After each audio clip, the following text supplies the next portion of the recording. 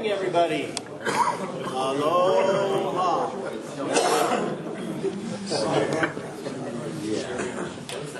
We just had a young man come back from Hawaii last week, and so we all had to do that. Welcome. It's always good to be together, even on a snowy day when up here we got, it's wet, but where I live, I had snow. I had inches of snow. It's very interesting. Especially since I forgot half my stuff and I had to drive home and come back and wasted an hour doing that. But you don't need to know that. Do we have any brand new hams? I know we do because you introduced yourself to them. Stand up, tell us who you are, give us your call sign. My name is Mike Jacobazzi. My call sign is Kilo 7 Victor Whiskey Papa. And I got my license the 17th of last month. Awesome. And even better, you know your call sign so well. That is great. We had a license upgrade since our last time. Anybody who's gone from technician to general to extra to ultimate to whatever? Okay. Do we have visitors that haven't been here before? Okay, let's start here. I'm Jerry, WR7N, Okay. and been a ham a long time. And this is Verna, my wife, N7LNL. So Cool. we're first timers. Where do you live? We live in Westwood Village in Far West. Okay. You're not alone out there. I believe we have a few other folks there too. Welcome. We're glad you're with us. Mark Warden, KK7VAH, Morgan. Okay. Perfect. And Hi, I'm Brian. Call sign Kilo 7 Sierra Yankee Victor. I got my license in February. So. good. Welcome. We're glad you're here. And where are you from? Ogden. Ogden? Morgan. Well, you told me that. Man, if I had hair, my memory would have stayed with me. I might have. Sorry. Okay. You go right here. Steve Rozier. My call sign is KI7VJL. Never used it, but I figure I may as well learn. So. Well, we're glad you're here. And you're among all kinds of people that'll help you use it. Because if you just, we'll help you get your radios programmed. Good. And then we'll get you on our nets and call out on our repeaters anytime. We'd like to talk to you. That goes for everybody. So, Stan, if you would stand. That's hard to miss Stan because he's a tall dude, right? Stan is our original club elder. We have a few others, but if you want to learn a little more about radio, you want to come bring your radio to him, it takes about 30 seconds. He'll get it all programmed. And now, the other hour and a half is just learning about radio, but the programming is about 30 seconds. And he loves to visit with you, so there you go. Kent is our new newsletter editor. And if you've received our newsletter, which has just been posted this week, you'll see an article from him in there, and we look forward to more. Well, thank you for helping us with that. We appreciate it.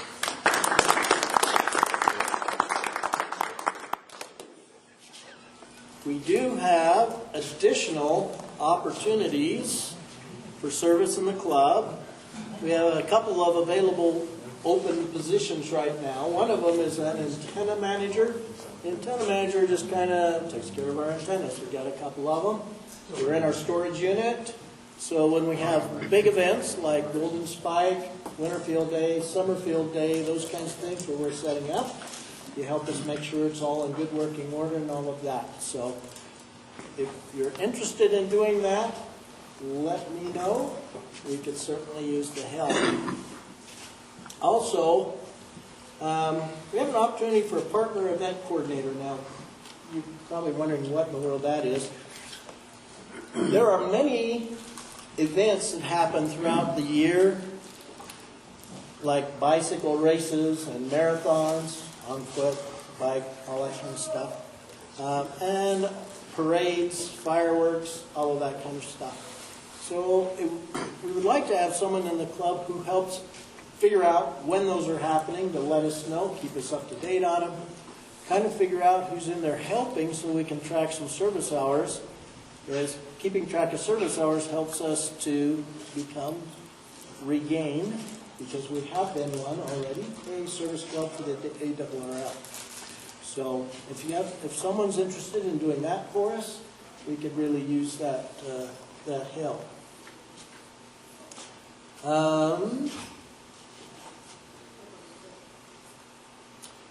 Next month, we will not be here because we will be at the City Cafe in Roy for our family Christmas party, 5 o'clock, third Saturday. We always meet on the third Saturday. If it's not in the morning, it's at 5 o'clock. So 5 o'clock over at Roy. Bring a small gift for an exchange. We all give each other white elephants and pink elephants and whatever kind of elephants we can find. It's a lot of fun. It's a good time for the family, and it's great food, and we just love getting together. If that's not enough, we do have some gift cards. Total value of about $500. So come and see if you can get a gift card, and maybe get $100 or $50 or something. Because we're happy to share that with you too. Now, I'll get you in a minute, Mel. I'm chatty today. I got a lot to say. It's good. I am constantly asked, when can I find a class that I can get my license? Well, for our club, in January, we're going to do another technician's class. So everybody who's asking you about when can I get a class, we're planning to do it up at Weber State again. We do it in person. We have a professor up there who helps us not only teach, but he offers us his classroom to use. It's on Wednesday nights, starts at 6 o'clock.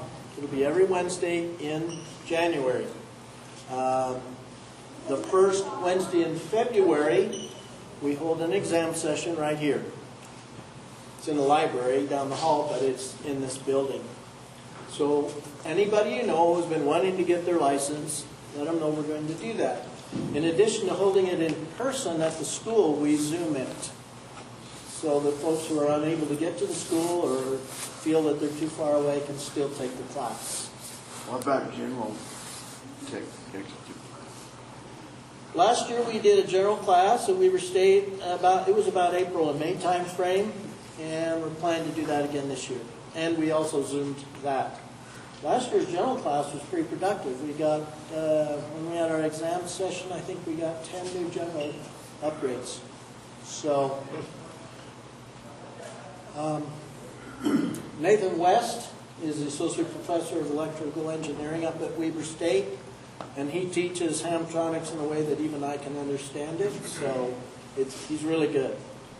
He'll sit in the middle of the course, and we'll be talking about transmitters or transceivers, and he'll stop and he'll say, you know, I teach a course on this. It takes an entire semester to what I've got to tell you in 30 minutes. Of course, he's teaching his guys how to completely build one from bottom up. He's just trying to teach us how they work and understand the principles of it. So, Nathan's awesome. Okay. Is anyone interested in an extra class? Okay.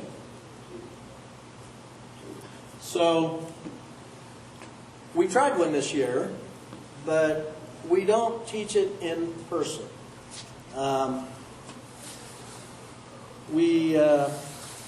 Stu Turner is who we use for our coursework. He has come up with a brand new, well, it's been a few months now, but it's a new online course that he personally teaches, and he's an awesome teacher and he does great materials. Costs you about $50 to register for it, and if you get that class for the extra license, you get all of his materials forever. It never expires. It's basically an unlimited subscription. So you get the coursework, all of the videos that go with it that he's teaching, all of the extra materials that he has, and you have it forever. I bought the course just because I wanted it as a reference library. And it's really good, and there's so much great information there. So what we recommend is if you want to get your extra to go that route, I've created a Facebook group called Ham Radio Elmers or something like that.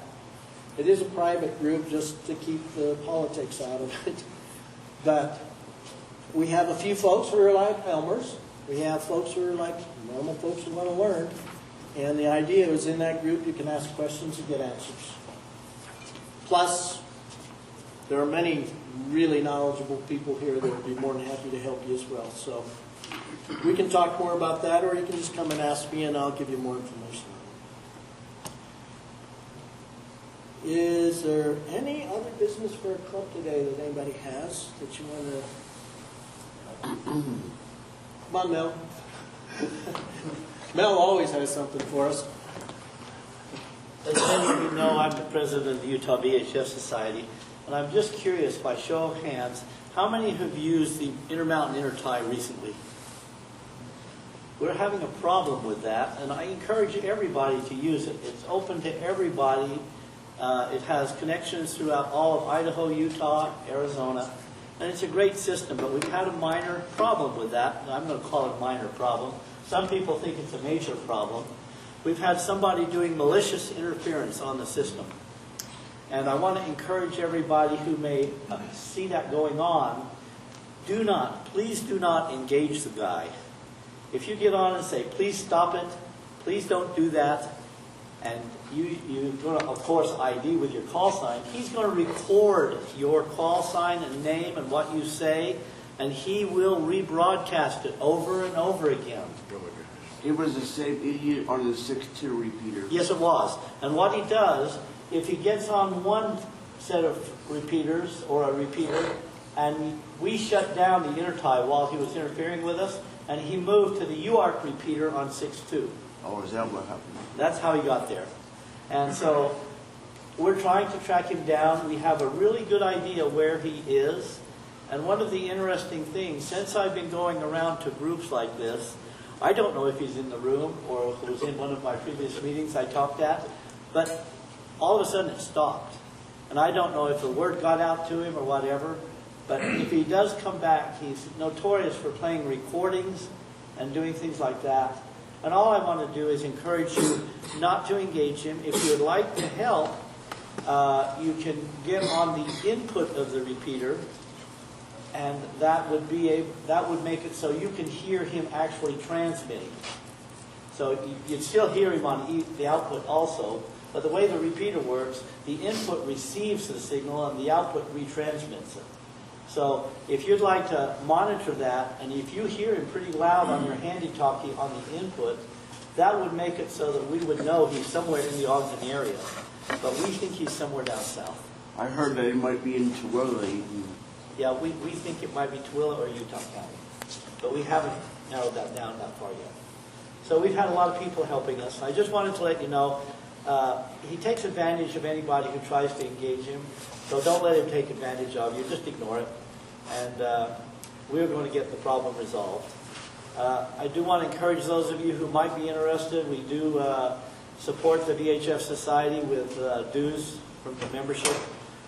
We have almost 1,000 members throughout the state of Utah and Idaho and Arizona now.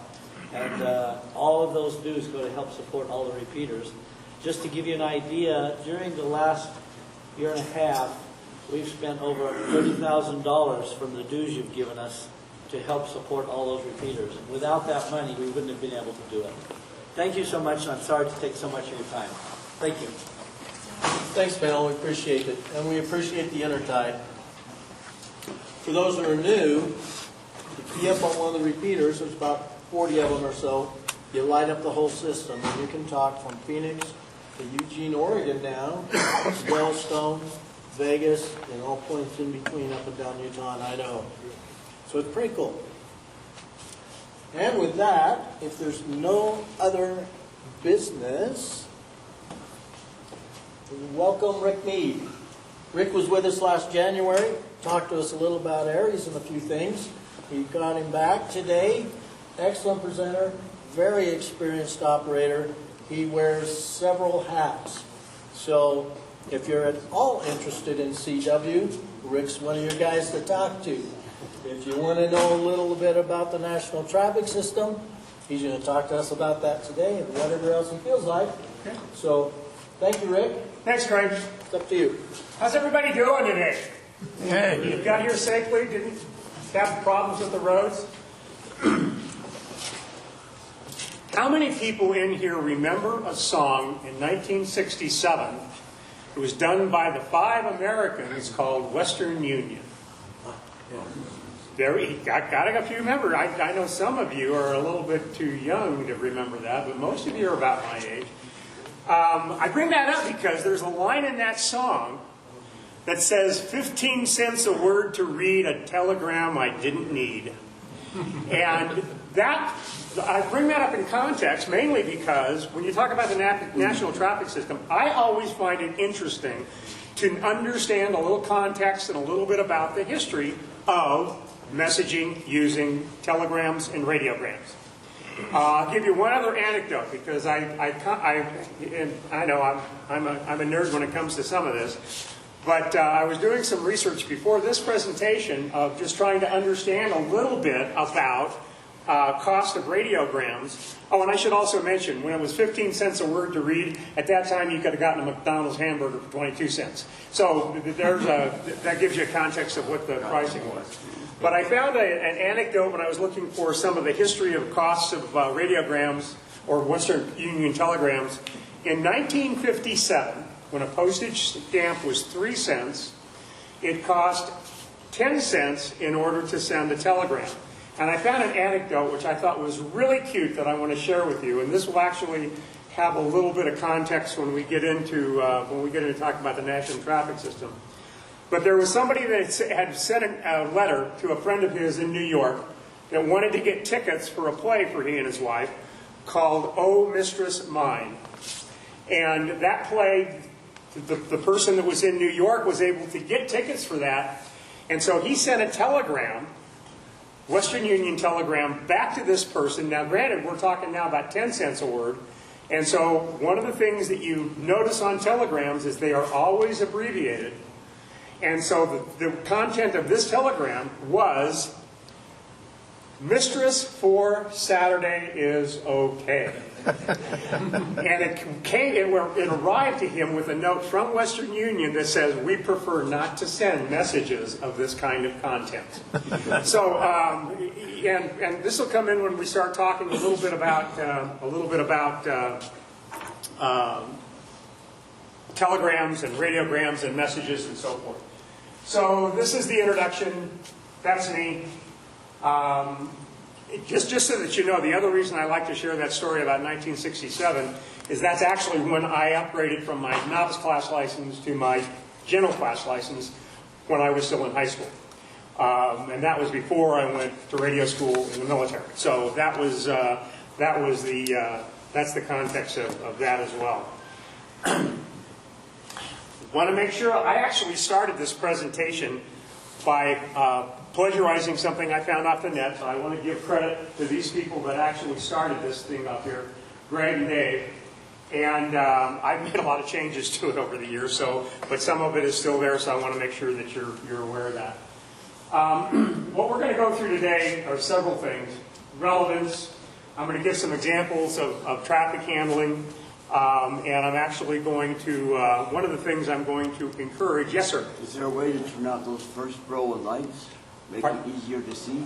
That's up to whatever you want to do. If you can see that okay, that's fine. If you want to do something with the lights, Craig, that'll be okay too. That'd be better. Okay, thank you for that.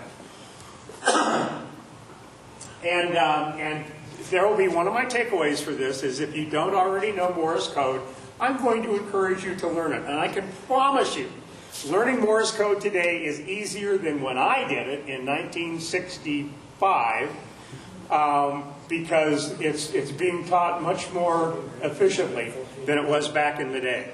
The last thing you ever want to do, trust me because I've done it, is to sit down and listen to a Morse code tape sent with correct spacing at 2 words a minute.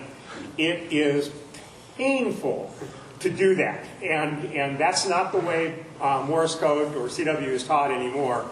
And I know that, how many people in here know Morse code? And you can raise your hand. Oh, this is fantastic. I'm going to play a sample of that for traffic here in a little bit, so that'll be fun. So, relevance today. One of the reasons that I bring this up is because this was a statement that was made in the EC16 course on operation. And cutting to the quick of this, basically it says infrastructure is going to break, and so it's always going to be relevant to have the ability to send messages using some means other than what you're typically using today.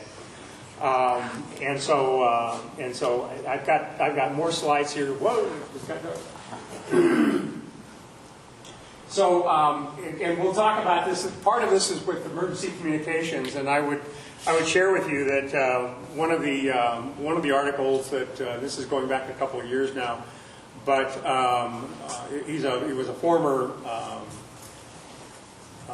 administrator, if you will, in FEMA, and he basically said that, and believe me, I agree with everything Mel said about how important the intertie is, but as he mentioned in one of the presentations he made to a radio club in Florida, infrastructure is going to break. So anything that you've got that depends on any kind of infrastructure, you need to rethink and be able to have an option to go without that infrastructure. And his big push was for HF and for simplex on any HT that you've got, but being able to wrap that into the process that you're using for emergency communications.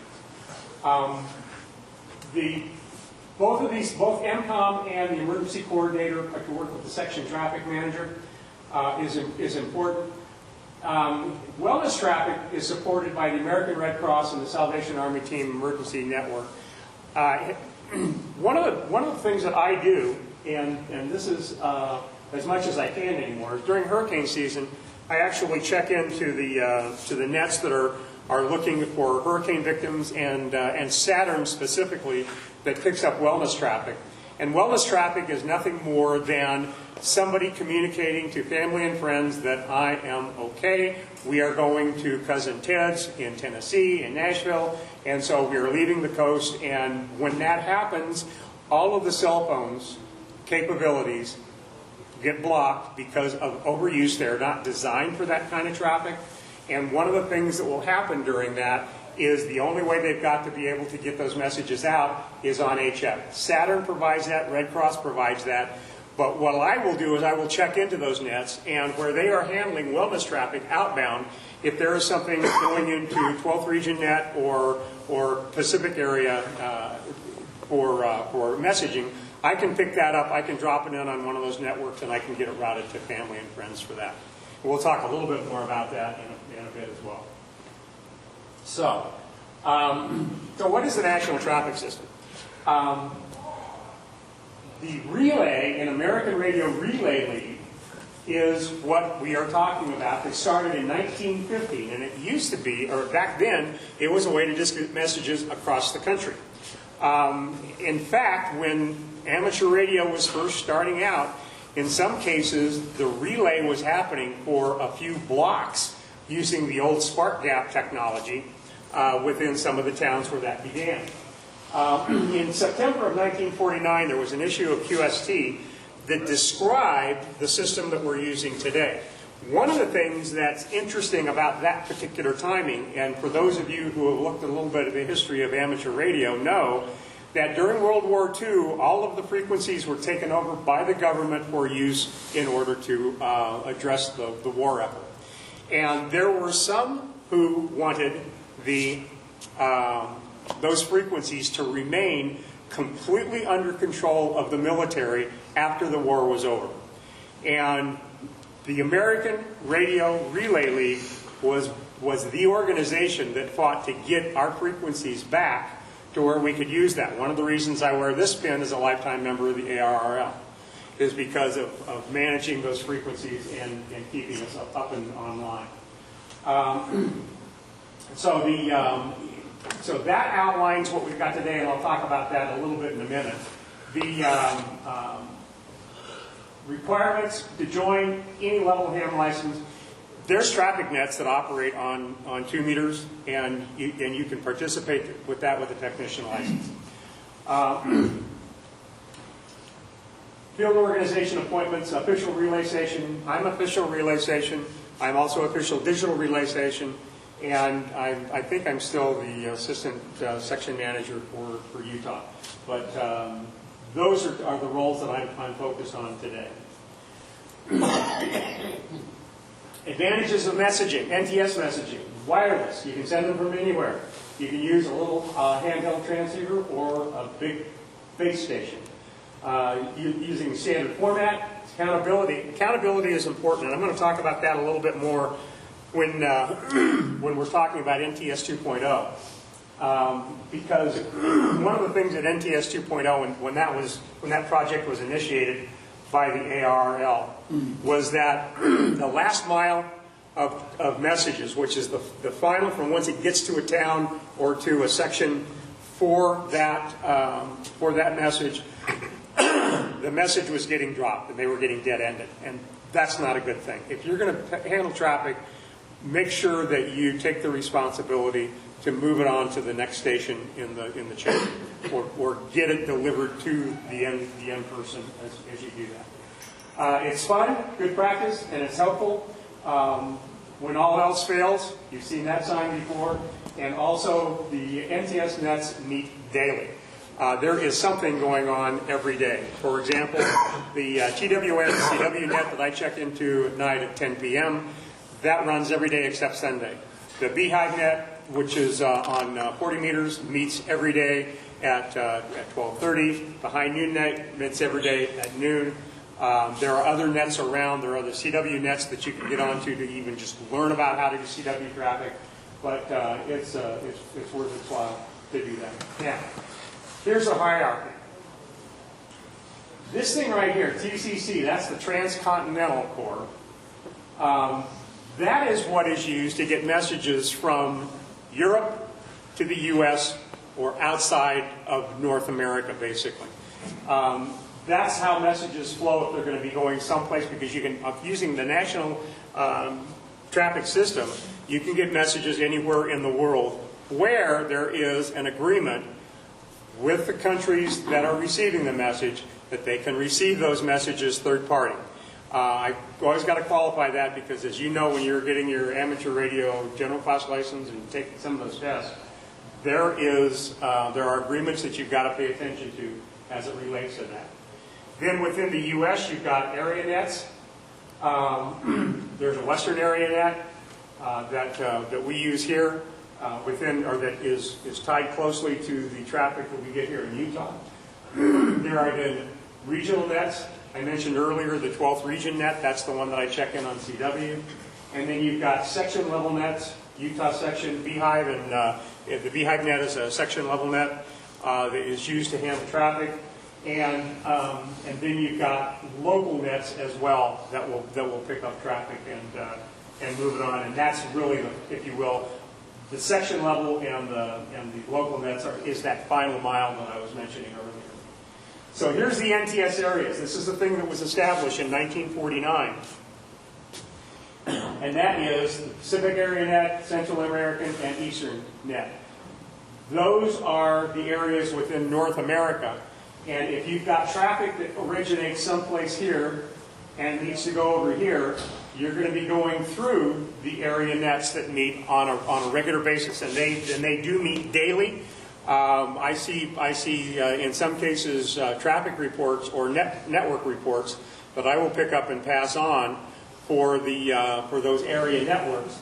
And if something, for example, and I'll just give you an example, is coming from Massachusetts, it will go through the area nets, drop over here if it's coming into Utah, into the Western area net that meets on CW in the evenings at 8:30, 9:30, and then that gets moved into the TWN net at 10 p.m. and If I pick up one of those pieces of traffic, often I will then drop it into the Beehive net the next day on voice. So that's just an example of how that happens. Currently, if a message gets originated in one of these areas, by the time it gets to its location, it's happening within less than 48 hours, oftentimes within 24. And so if you're doing message traffic handling, what you want to do is you want to own getting that last mile done and make sure that you're not sitting on a message for multiple days before you pass it on. And if you can't pass one on, don't pick it up. Let somebody else do that that can. I know this is hard to read, but what this gives you is some information of the states that are in the various regions. Down here you see the ones that are in the 12th region net. That's Arizona, Colorado, New Mexico, Utah, and Wyoming. And that is within the Pacific area net. And you'll see these other samples that I just used. You can find these online, but this is just an example of the states that are involved in some of those areas. Within the states for the 12th region net, Arizona is actually in the Southwestern Division. All the rest are in the Rocky Mountain Division, and so that's just for reference. And I know I got a lot of slides, so I'm trying to get through these quickly. So, message formats, ARO radiogram. Here is what you're going to be filling out if you are originating or passing on a piece of traffic.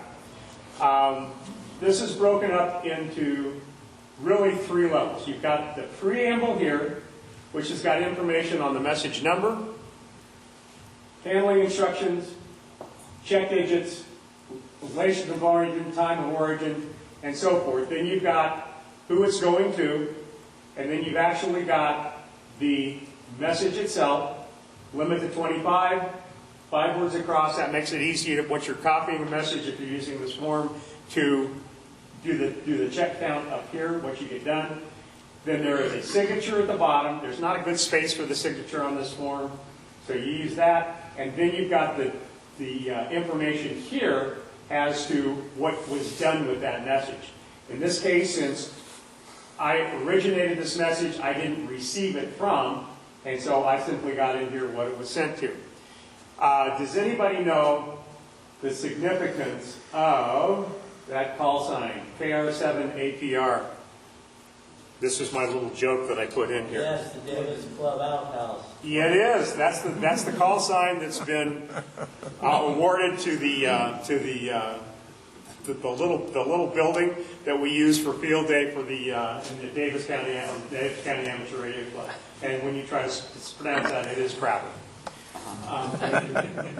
So anyway, that's what that message looks like. Here's a little bit more information for each one of these. Again, the preamble has got the message number, the precedence, and so in the precedence of that message, you're going to get emergency, priority, wellness, and routine. Those are the 4 priorities that you will see that'll come up here in that precedent.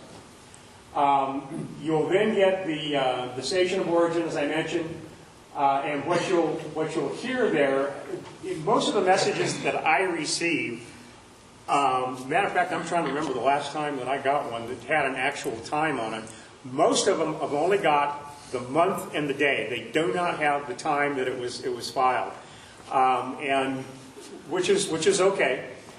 So don't get excited if you get a preamble that does not contain some of these. The ones that you will typically find that are missing is either the precedence here, or which you'll always, it will, not the precedence, but the handling instruction. The precedence will always be there. The number will always be there, but oftentimes you'll get the station of origin, a check digit, where it's located, and then just day or month and day. Once you get done with that, you go into the address area. So this is going to have the name, call sign, if they're a ham, full street address. Try to do this like you're addressing a letter. And one of the reasons I say that is because please include the zip code, because on the digital systems, we actually use the zip code, much as the post office does, in order to route that traffic on the digital node. And I'll show you an example of that in a minute. Where the radio was received, the text, 5 per line, use the word X-ray for a period, and query for a question mark. Then the last word in the salutation could be 73, love, whatever.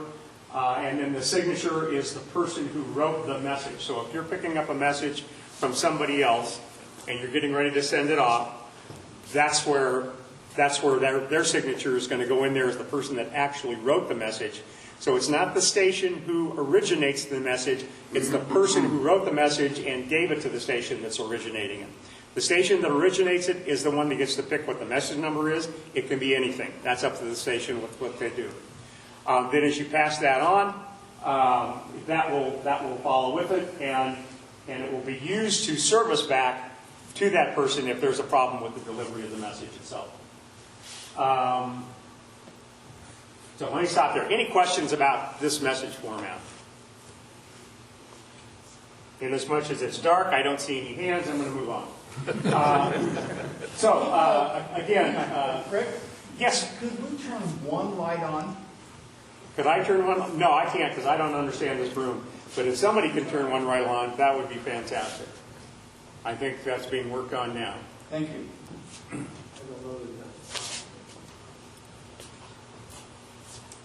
Okay.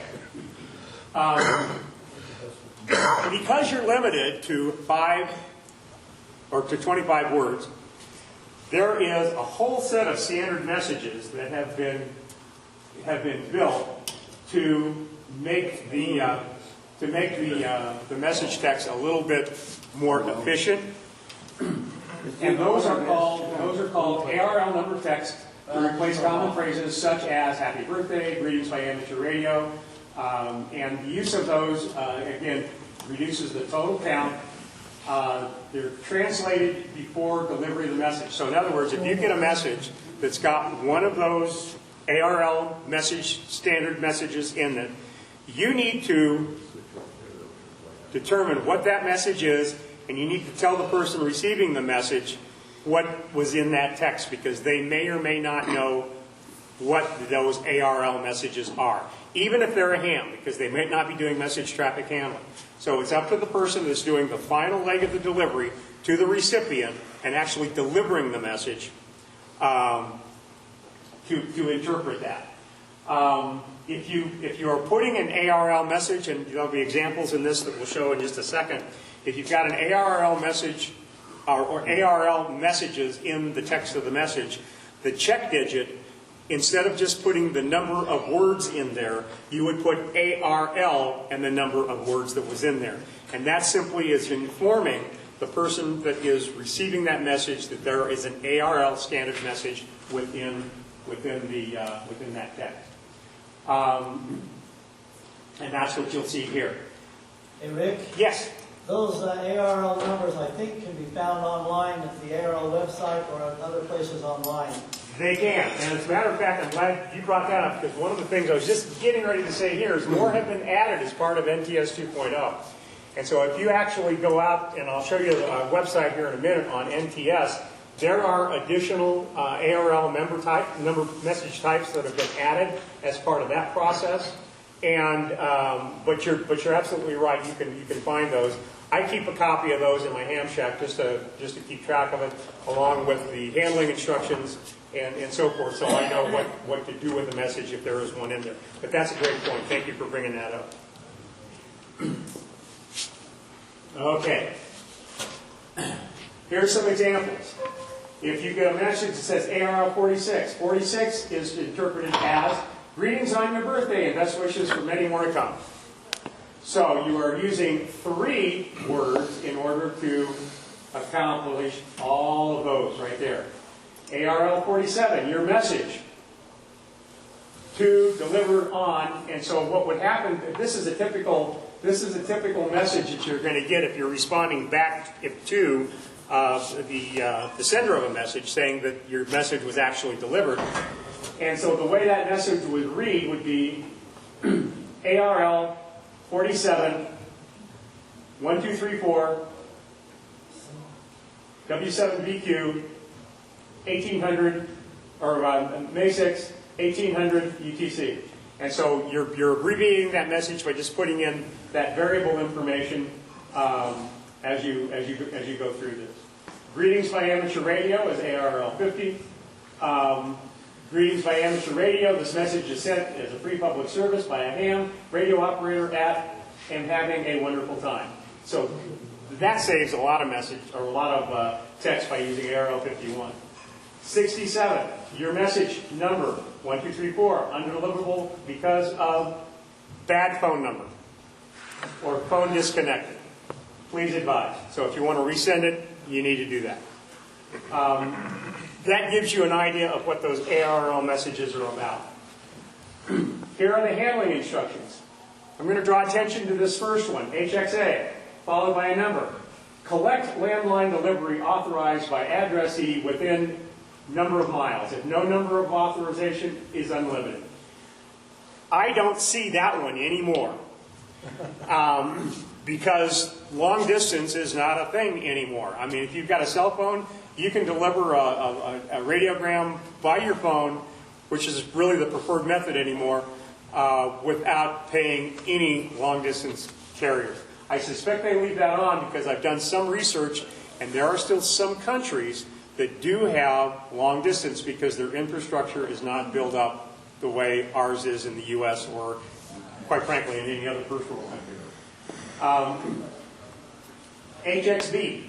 Cancel the message if not delivered within X hours of filing time and service the originating station. So if something is time sensitive, they may put that in there, and if for whatever reason it does not get handled, that's where you could say, I canceled this message and didn't deliver it because it was past the time it was filed by that date. HXC, report date and time of delivery to originating station. I see this one a lot. Report to originating station the identity of the station from which received, plus date and time. I saw this one a lot when NTS 2.0 was doing their assessment of the national traffic system as it currently sits today. Because they were sending out text messages with that HXD, and what that HXD is doing is saying that every station along the way needs to report when they received it and who they passed it off to. So it's not just the delivering station that needed to do that, but it was every station within that route that needed to be able to pick that up. HXE, delivering station, get a reply from the addressee, originated back.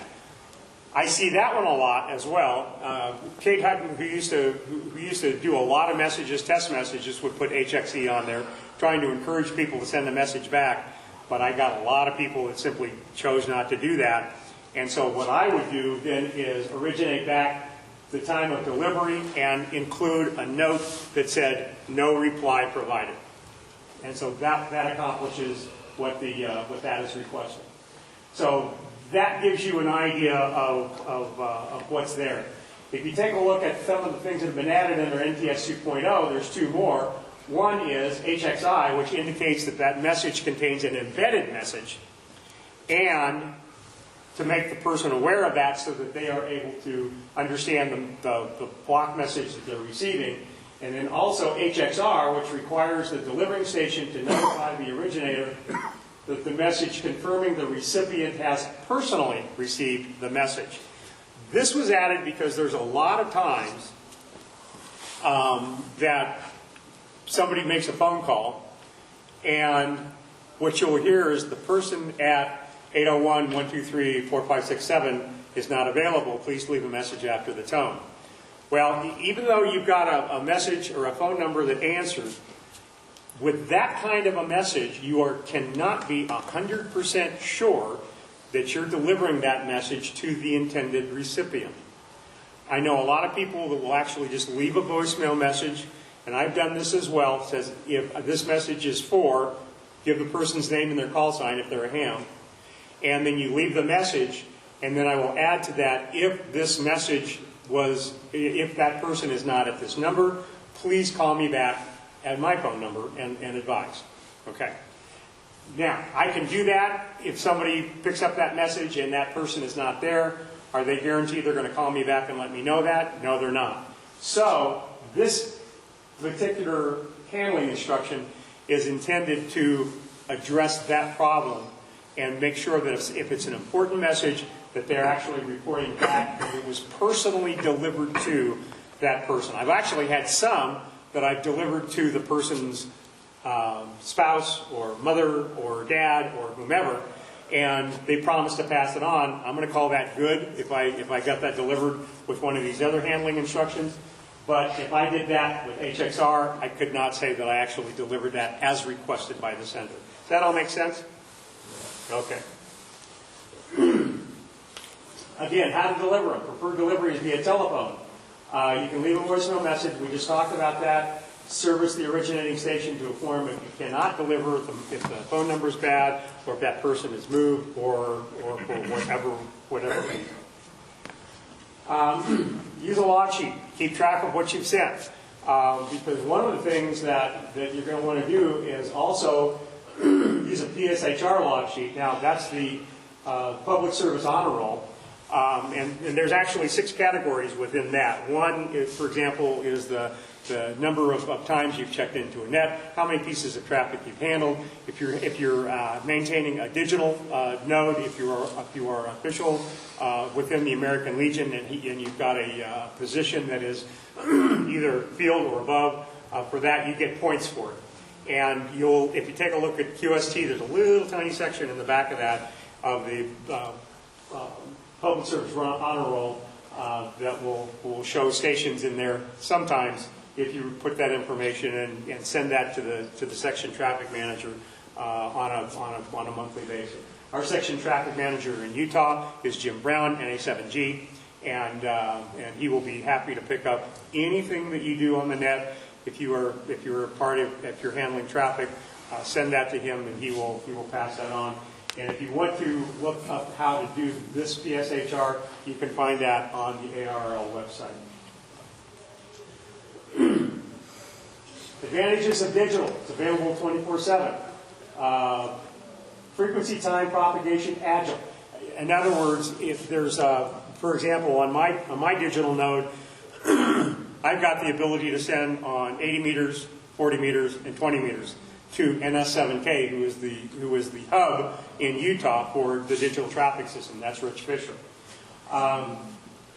You're able to respond and adapt quicker, and you'll get messages through the system even faster than they're happening with voice or CW. I'll bring this up now just as a little trivia question. You can send messages, you can send 2 messages on CW in the time it takes you typically to do 1 voice message. CW is more efficient than voice for handling traffic. Don't take my word for it, you can read the studies, but that's one of the reasons I encourage people to learn CW, and besides that, it's fun.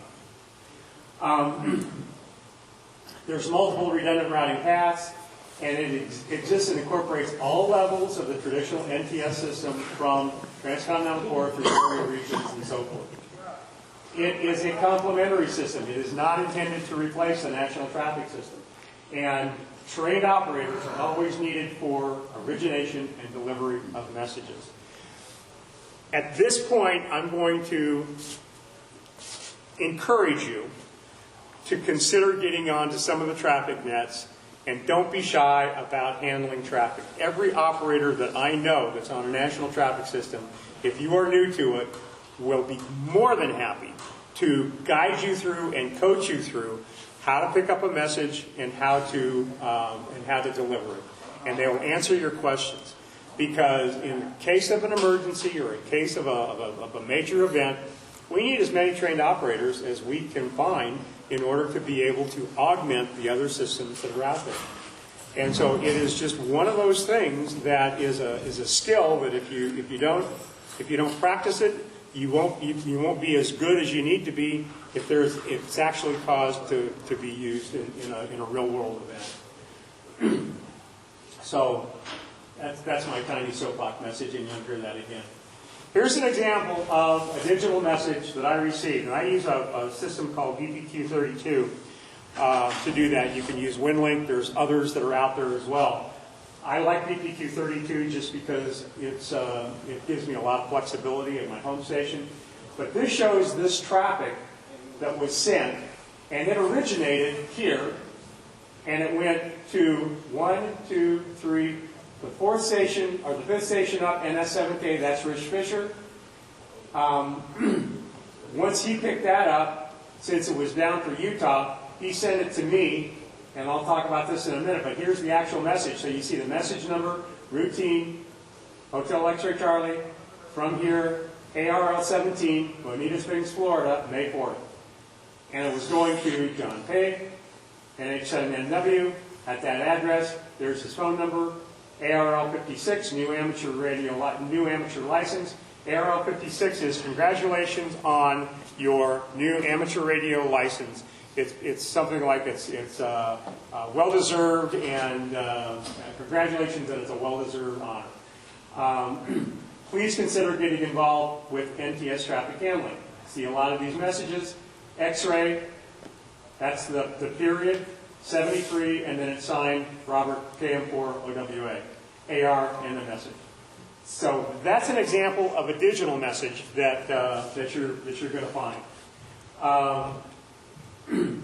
Here is a Morse code example, and this is one that I actually picked up.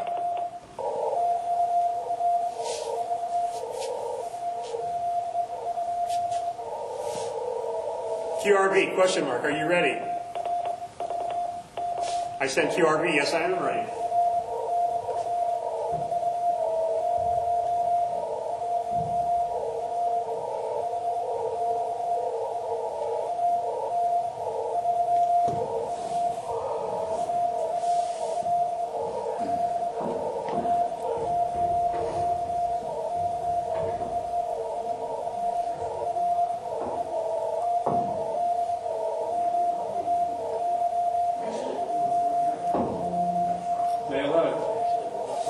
Now you notice it goes right from the preamble into the first line of the message.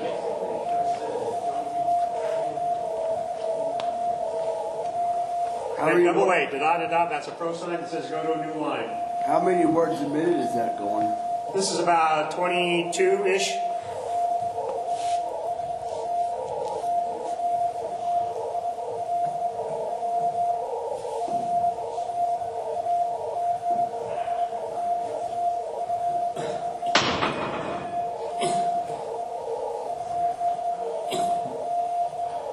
For those of you who know Morse code, you'll have heard that he set the Arizona incorrectly. He hit the A, but he missed on the Z. So he set a question mark, and he went right back and just did Arizona, which makes it easy to copy and just continue on.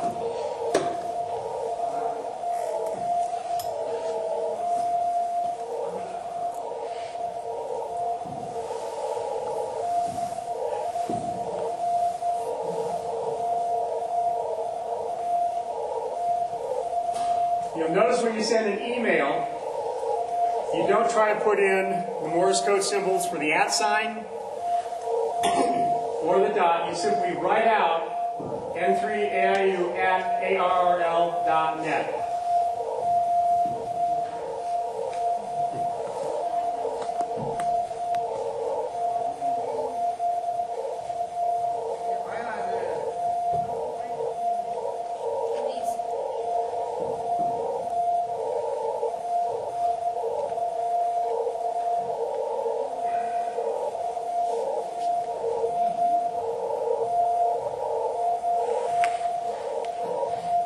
Now, one of the things that I mentioned earlier, it's important. Okay, then he sent AR at the end and then put N for no more.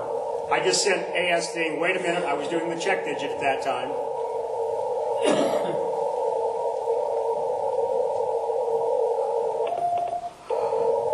Wait again. QSL. So, that message is done. Now, a couple of things I like to point out in this message. First of all, it is using an ARL, so you've got the ARL 5, and you've got the, so it's ARL 46, X-ray 73s. And then you've got this, and this is a happy birthday if I remember correctly. And this is from Gene Smar at PBRC. When you use abbreviations in a message, there are some abbreviations everybody knows. There are other abbreviations you do not know, and it can sometimes cause, and quite frankly, that's one of the things I was looking at when I was doing the count was to make sure that I picked up, or that I felt comfortable that I had actually received that correctly. And PVRC is the Potomac Valley Radio Club contesting. So, and putting that in a signature is fine, but know that if in some cases, if you're doing that, you're going to get a request to resend just because somebody may not think I copied it correctly. And so in a lot of cases, and this is something that I do if I'm sending a message on CW, and I run into something like this when it says PVRC, in that message I would send PVRC, then I would send question mark, and I would send PVRC again, and then continue on. That gives confirmation to the person that they actually received that correctly, and they don't have to ask for a resend if it's something that is unusual. You'll see the same thing on potentially on a uncommon spelling of a name, or other things like that that may not be clear. So that's just something to bear in mind, especially if you're doing CW messaging. Okay. Is that full break-in QSK? I'm sorry, say again? Is that full break-in QSK on the CW? I think you were saying. I use full break-in. Okay. So that if for example, and I do this with Jim, if I'm picking up a message, and what full break-in is, what that means is when you are not sending, you can actually hear what's coming in between letters, for example, of what's going on. And Jim uses that as well. So if I need him to resend, I will simply start sending dit, or da da da da da, and then he will wait, and then I will say SA, AA, and then put the last word that I got, which is say again, all after the last one that I copied, that I know I copied correctly, and then he will say, he will confirm that with an R, and then he will start over again with that, with the word I said I got that copied correctly, and then continue on with that. So, good question. So, in the digital example that I provided earlier, oh God, I think I'm actually on time here. Started in Florida, went to North Carolina, went to North Texas, went to Wisconsin, went to Utah. Utah NS7K received it and forwarded it to W7VQ. That would be me. I listed it on the Beehive net, and that was how that got delivered. The CW example was one that I picked up from Jim Brown. He picked it up on the Western Area net. That's that one that is it's. And I'm going to talk about this in just a second. It's actually part of Radio Relay International, because NTS is the ARRL group. RRI, Radio Relay International, is another group that does message traffic handling, and they're actually the ones that are operating most of the area nets in the West. There's been over the years, some struggles between the ARRL and other operators that didn't like the way things were being handled, so that's why we got that split.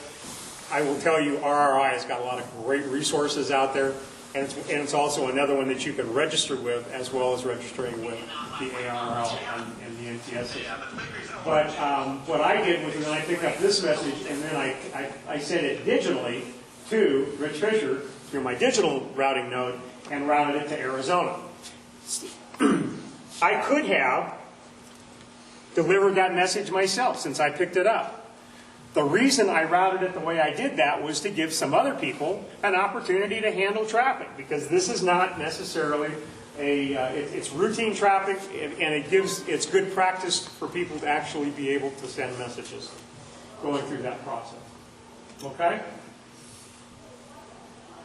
So, NTS 2.0, I've talked about that a few times.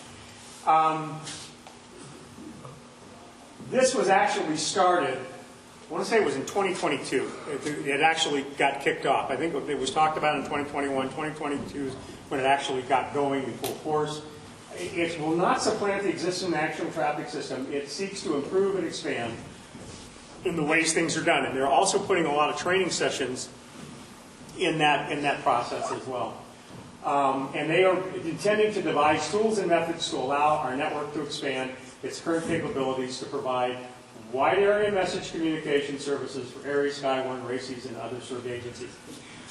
one of the things, and I mentioned this when I said there was an additional handling instruction that had been added, which is the HXI, which says there is an embedded message within the text of this message that I'm sending to you. What you will find when you start looking at messages that are out in various organizations, and if you've done WinLink, you already know this, an ICS 213 has got a standard format that is provided by FEMA, and it was modified a little bit by WinLink in order to provide some additional information. There are other emergency agencies that are using an ICS 213, and many of them have tailored it to meet their needs. There are also other message formats that are being used by emergency responders that may have to come through a message like this. So that embedded message capability is one of the reasons that that was added as part of this process. So that's just something to keep track of. There's local traffic nets that are available. If you are interested and you already know Morse code or you're learning it, check in on the Utah CodeNet SLO daily at 1930 Mountain Daylight Time on 3570. That one is one that you can listen to and you can check in on and be able to begin learning how to check in and handle traffic on CW. The Mountain States CW net is also on 3570. 12th Region Net 1 daily at 2030.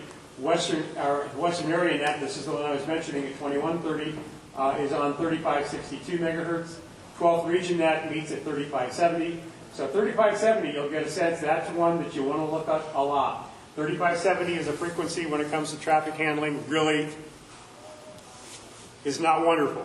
And the reason for that is there is a heartbeat for whisper that shows up on that a lot. We often are skipping down to 3.568 in order to actually handle traffic, or 3.569. Mike, K0, TER, yeah. He goes down 1K. Jim usually, or Bill Moyes, N7IE, he goes down 2K when we're doing that, if it's busy. Or if it's noisy, is what I would say. Here's a high noon net, which meets at noon, and then the Beehive net at 12:30 daily, 7272, that's on 40 meters. So those are just some of the nets that you can check in on. If you go out on the web, you can find a lot of information on all of the various traffic webs that are out there, and check in the one that you would like to pick up. Here's some resources that you can go out and pick up in order to learn a little bit more about traffic handling. This first one is Good Standby, Radio Relay International. They've got a lot of great training out there. American Radio Relay League out at arl.org/NTS. And then NTS2.arl.org.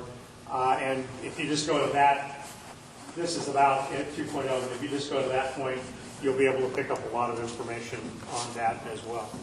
So my takeaway here, or what I would like to leave you with as your action item, is to, if you don't already know it, learn CW.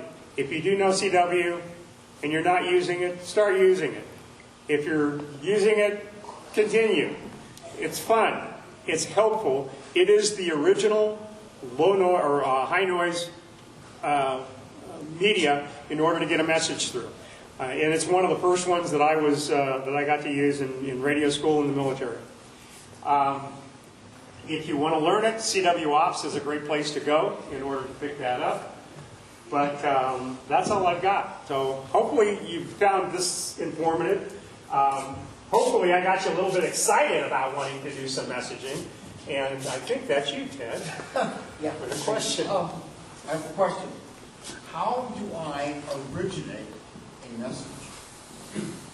The way you originate a message is by finding somebody who could be standing in this room in front of you right now, who is a radio operator and is checking in on a net on a regular basis. That's one of the ways you can originate. However, you can also originate a message yourself by just going out to one of those nets for example, get on the Beehive net, and when they ask at the beginning, any stations with traffic, formal traffic for the net, please check in now. Just state your call sign, and then they'll say, NA7C, please list your traffic. And they will list your traffic, and it will go off. And so you can originate your own message if you're an amateur radio operator. If you're not an amateur radio operator, you've got to find one that knows how to get on a traffic net, and will put that message on for you. Now, I will add to my, this has been one that I've been on now for a while. When we do the Great Utah Shakeout in April of this coming year, and the last one of the things that is out there for anybody that is talking about how to prepare for an earthquake or a major event, and that is have somebody that's outside of your area, so family and friends that live in another state, be able to let them know where you're going or that you're okay, and you're going to handle that using text, assuming the SMS text is still going through.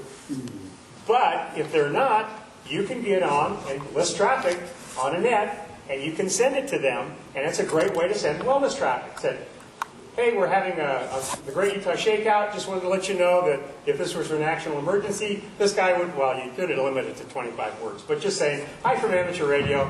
We're participating in the Great Utah Shakeout. Love, Tim. And there you go. So that's one of the options that you can use, and that's an example of wellness traffic. Good question. Yes, sir. How much do you use the written form come in pads from ARRL, or do you have special files on your computer that keeps track of what you're seeing, how many you did this month? How much do you use on paper? Great question. Everything that I copy on whether it's voice or CW, I just write on a pad of paper. I know the formats by now. I don't need a form to remind me that I'm doing the preamble and I'm doing the address and so forth. I just write it on a piece of paper. I do have some forms that I use that I'm going to put it in a digital, and so I will type that up. And one of the things that's handy about the program that I use for digital at BPQ32, once I type that message up, I can simply highlight it, do a Control-C, and then I open up my BPQ32 to send traffic, and one of the options I've got is to send message from clipboard. And it just dumps it in there, and then all I've got to do is say I'm going to route this to NS7K and put a few other pieces of information like the routing for the zip code and the city that it's going to, and I'm routing it through the way we route it, for example, to another state. If I was sending it to Arizona, I would be routing it through NTS. So we use that 2-digit code for the state, or for the section, and then be able to put it in that way. So that's the way I do it. Everybody does their own. I know Bill Moyes does a lot more of typing when he's actually, I think, receiving messages. And I don't do that because I don't trust my computer. Mel! I was going to say one way that a lot of people can learn how to do traffic, if you check in, you don't have to check in, you can just listen to the Beehive net, and when they do traffic and say we're moving off to this frequency, go with them and listen to the process of a message being handled, and you can copy like you're actually the recipient, and that way you can develop your skills if you're a little bit bashful about trying it out. That's a great point, Mel, and you're exactly right. And then once you get feeling a little bit more comfortable with that process, just wait on one of those nets, and you can start on that slow speed net that's at 730 on 3570, and you can listen on there. And what you'll do is you'll hear the station come up. It'll be calling the net. And once they get done, then you'll hear something called Q and I. You'll want to review your Q signals before you do that, because those are used a lot in CW traffic. But you'll hear Q and I, and so for example, if I'm checking in to the Beehive or to the TWN net, I listen to either Jim or Bill. They're usually the NCS for that net, and Bill will first ask for Q and A for anybody from WAN. Jim will respond with that. And he will list his traffic if he's got any that's going or that's coming in that day for the TWN net. And then the next time he goes through, he'll call TWN, so Q and I. At that point, I simply send, this is my choice, the letter Q. and then I stop, and then I will hear Bill send Q, and then I will send, this is, so DE W7VQ, QRU, meaning I haven't got any traffic for the net, K, and then I'm done. And then he'll acknowledge that, and away we go. Yes, Ed. Is there any ARRL training you might recommend?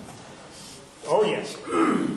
There is a lot of ARRL training out there, and if you actually go out and you Google CW, you will find pretty much a book out there on the American Radio Relay League website that talks about the protocols for how you check into a net on CW, how you handle traffic on CW, how you list it, how you break in, where you are allowed to do that, and so forth.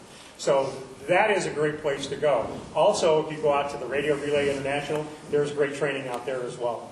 And they've got some videos on NTS handling and so forth. So both of those are great locations for that. Thank you for that question, Tim. Any other thoughts, questions, comments? Yes, sir.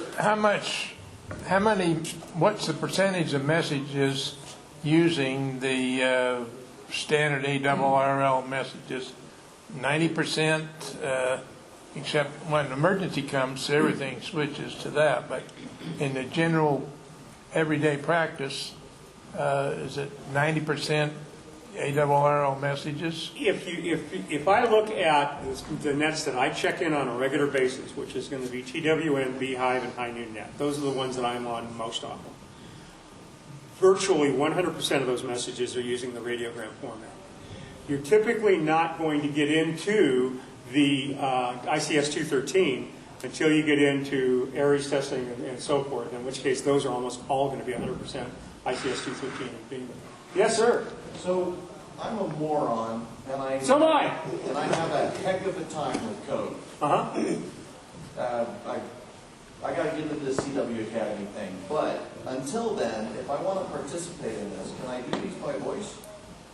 Oh, absolutely. Both the High Noon Net and the Beehive Net is a voice net, and so you can pick up traffic that way. And there are a lot of people that don't do CW traffic handling or digital, and all they do is voice. So that's a great question. And again, start someplace. Voice is a great way to begin the process, and it will give you such great use of your phonetic vocabulary. You will relearn that in a heartbeat. Well, some people it takes longer than maybe 2 or 3 or 4 heartbeats, but it's a great way to exercise your phonetics. I'll tell you a funny story about that, because this is when I was in the military, going through radio school in Fort Jackson, South Carolina, in 1969, and we were doing voice communication. We were learning how to be NCS and so forth, and pass traffic and a message. And there was a message that was out there. And one of the things that we were asked to do, one of the things we were required to do, we were told to do, was that if we've got a message that included, for example, somebody's name, we were always supposed to spell that phonetically. But we had a guy in our training, it's a little bit of a jokester, and so when he got to this part of this message was a Major O'Connelly, he said, I spell phonetically, and he said, Papa, Hotel, Echo, Tango, and he's actually spelled phonetically. He did that once, but you will learn the phonetic alphabet, and it will become so helpful to you in so many things that you do in life. The phonetic alphabet is just a good thing to know. Which one the phonetic alphabets do you use? I use the standard one, and if you go out to the training for example, voice, it is the national standard phonetic. It's not the American. It's not the Abel Baker. It's the Alpha Bravo. That's the one that you're going to use. And I actually had learned both of those, but the Alpha Bravo is the one that you know. So Quebec Whiskey 7 Victor Quebec. That's mine. And you'll also learn how to pronounce that. And some of the other things that you will learn when you go out and you're doing voice traffic is the ways to pronounce certain ones of those letters. So, for example, if you are saying 5, you don't say 5. If you say 5, that is an easier way to hear that and record it accurately than trying to put the V sound in there. So it's, the 5 is an easier way to do that. And the same thing happens if you're copying code. You learn quicker ways to do that. I never use an uppercase E when I'm copying. It's always lowercase because it's much faster to write. When I got out of radio school, I could hand copy 35 words a minute, 5-letter word groups, 100%. I won't say I can do that today because I don't typically do that often. But other question? I think I saw another hand. Yes, sir. Yes. Are you familiar with the traffic handling? At least they used to do it. I haven't had time to actually be on there much lately. But the 146-620 repeater. Yeah. Mm-hmm. And they at one time did a lot of traffic handling. They still do that today. As a matter of fact, it's a good way for people to be able to get in if they aren't even generals yet, but you can still be part of that. You can, absolutely. I don't know that there's a regular net that meets on 6.2, but what I'll tell you is that when I'm on Beehive, especially if conditions and propagation is not wonderful, I have passed a lot of traffic on the 6.2 repeater just to be able to get it through when it's hard for people to hear. Sometimes I will hear George down in Ivans really, really well, but I can't hear Bill in Layton from North Salt Lake. And in that case, we'll either go to the 6.2 repeater. Sometimes we'll go to the Oro repeater as well. But that's. And the great thing about it for techs that are trying to get it, it's an open repeater. There's no tone. You just. It is. I know. I find that confusing, but that's okay. I'm used to PL tones. Yeah, I know. Yes, sir. You're talking about quite a commitment here. Beehive wants you to check in every day. Yep. You got to go in 20 times in order to qualify, and then at least 10. So you sit there for an hour listening to guys recite their call signs. I'd rather watch paint dry. I understand that problem, and here's what I'll tell you. I totally get it, and if you go, okay, one of the things when you listen to the preamble is that they say everybody should stay on frequency till all traffic is listed. Okay. And so I'm usually on Beehive at the very, very beginning. I'm currently 148 on the list, and so my call sign usually comes up at about 47 minutes after the hour. And so I sit there and listen. If there's any traffic, if there's something for TWN, I'll offer to pick it up, or Bill will. And then if there's no traffic that has been listed at that point in time, I go make myself a sandwich. And then I go back down and I listen about the time I come up, and I ask for, oftentimes I'll ask for an early out. So that's the way I handle that, because you are not wrong. That's a problem. The same thing is true of every traffic net that is out there. The high noon net, they actually go in alphabetical order, so they group it that way, which makes it a little bit easier to get in there, to know when you're going to be. And then if you happen to miss your call exactly, check in late and you're good to go. But I totally get that. Now, one thing I check into it a lot, and you do. They do an excellent job of getting through all 200 member check-ins in less than half an hour. They do. However, you can dry a lot of paint in half an hour. And Yeah. I get that.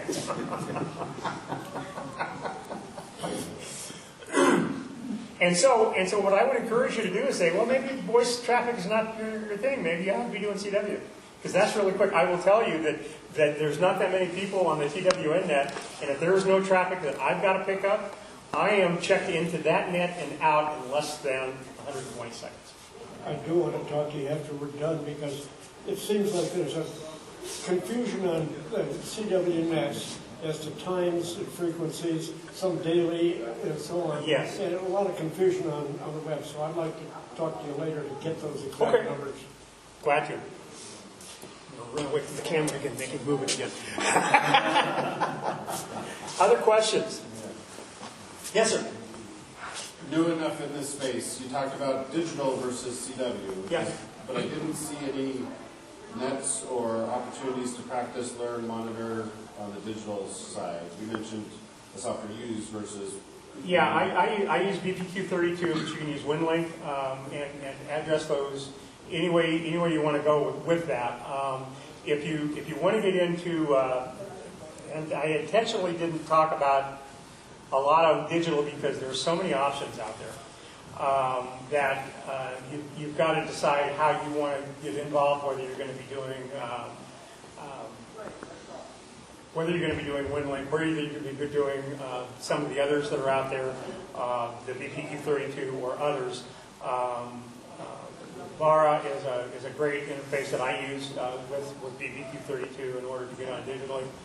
So there's so many options. If you're interested in doing the digital, what I would suggest you do is go out and take a look, especially at Radio Relay International. They've got some good information out there on digital traffic and getting that set up because everybody is going to be a little bit different in how they enter into that. Yes. So you've covered the CW end, you've covered the voice end, and you just mentioned digital. Uh-huh.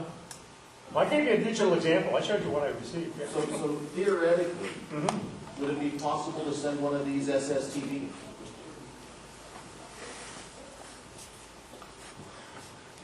Of course.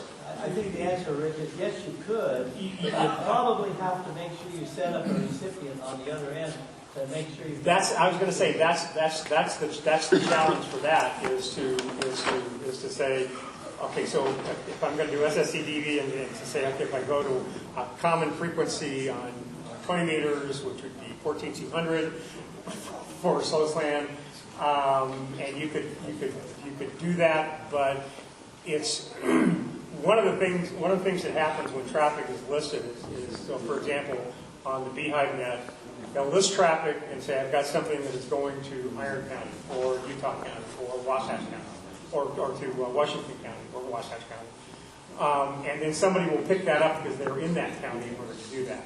Finding an SSTV station in one of those is going to be more challenging.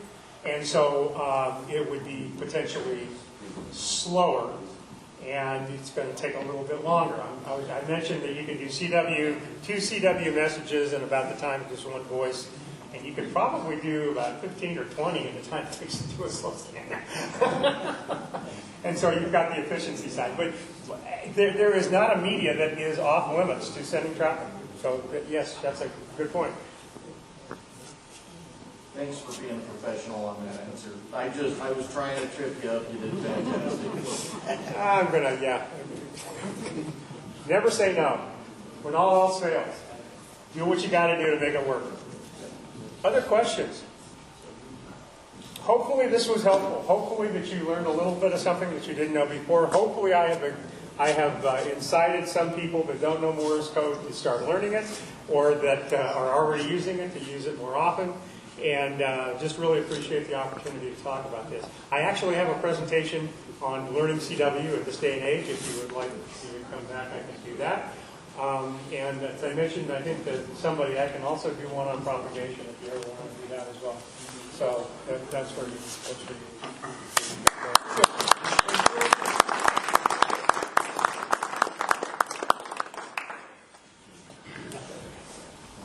I've got just a few things to remind you. First off, this presentation is going to be on our website along with many others and other really good information. So don't discount the website. Go out there. You can get all kinds of great information off of it. And because I'm old and lost my hair and my memory with it, I've got to look at my notes. All the new folks who are here, please come see me. I have got information that I'd love to send out to you through email. I can just give you my card, or you can give me your email, and we can get that taken care of. Just after our presentation started today, a lady came to the door over there, who's the executive director of the Cystic Fibrosis Foundation. Many of us have participated in their fundraiser. They have an annual fundraiser, which is a bike race, and we help them out in doing aid stations, SAG drivers, and that kind of stuff. She's here for one of her children's basketball games, and I don't know if she's still here or not, but she just wanted to thank us for our help that we offer I asked her when the next event will be, and I believe it's going to be about August time frame. So whoever ends up being our partner person, still looking for volunteers, for those types of events, this is one of the people that we'd want to have you get close to, and that she can provide that information for us. Finally,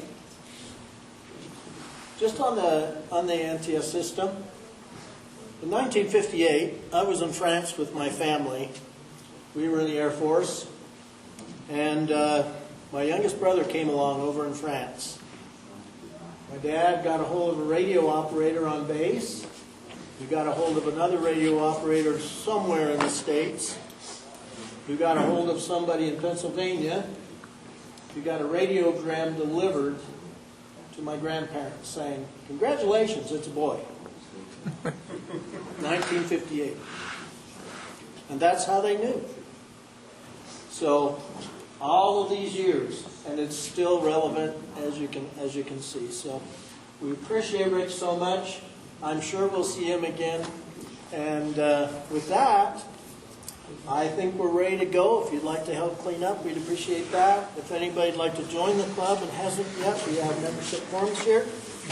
And we'll see you at our family Christmas party. Plan on it. 3rd Saturday, I think it's the 16th, 5 o'clock, over at the City Cafe in Norton. Thanks, everybody. Can I have just a second? Sure. I guess most of you know who I am. It's Bill Veit, and I work with emergency communications in the county. We are citizens groups that are gathering data during an emergency and transmitting it out of our areas to the Sheriff's Department. We are in close cooperation with the Sheriff's Emergency Communications team, and we'd love to have you guys be part of it. It's a citizens group. We've divided areas up in according to the LDS Church boundaries for convenience, but it's for everybody. And if you could get a hold of me or Max back there, a number of us that are trying to expand this, we need to be ready for a real major emergency, and that's what we're doing. We're creating nets that will be operational during an emergency, and we need you guys with your radio experience and your communications skills to be part of this during a major emergency. We ask for about 15 minutes a week or a month, depending on what the area is doing, to check in, just so we know who you are and you know who we are. So if you get a hold of us, it would be greatly appreciated. We have a website that's ogdenstake.org, and we have a website that is ercweber.org. ERC Weber is Emergency Response Communications.